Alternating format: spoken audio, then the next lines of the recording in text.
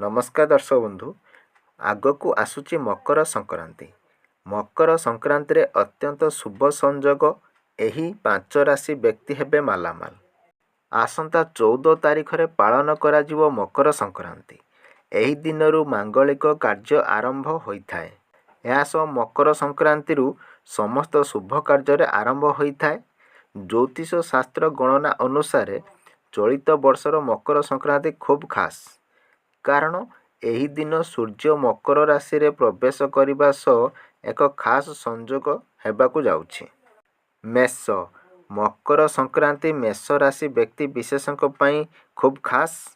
ଉନ୍ନତିରେ ମାର୍ଗ ଖୋଲିବ। ଆର୍ଥିକ ସ୍ଥିତିରେ ସକାରାତ୍ମକ ପରିବର୍ତ୍ତନ ହେବ। କର୍ମକ୍ଷେତ୍ରରେ ଧନର ସ୍ଥିତି ଉତ୍ତମ ରହିବ। ସମସ୍ତ ଅଟକି ଥିବା କାମ ପୂରଣ ହେବ।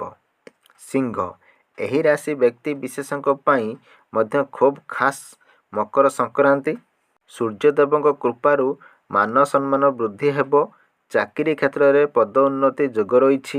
ବୈବାହିକ ଜୀବନ ସୁଖମୟ ହେବ। ବ୍ୟବସାୟରେ ଖୁବ୍ ଉନ୍ନତି ହେବ। ଟଙ୍କା ନିବେଶ କରି ଲାଭବାନ ହେବେ। ଧନର ଆଗମନ ହେବ। ମାନସିକ ଶାନ୍ତି ଓ ପ୍ରସନ୍ନତା ମିଳିବ।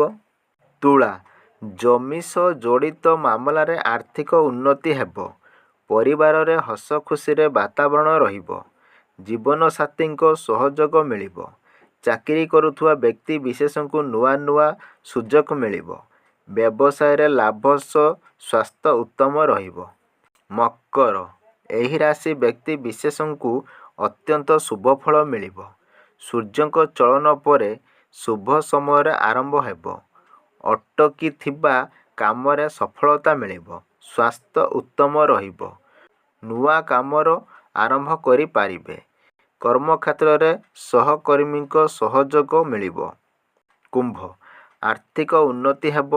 ନୂଆ ଯୋଜନା କରି ସଫଳତା ପାଇବେ। କର୍ମକ୍ଷେତ୍ରରେ ଶୁଭ ଫଳ ସହ ଧାର୍ମିକ କାର୍ଯ୍ୟରେ ସଫଳତା ମିଳିବ।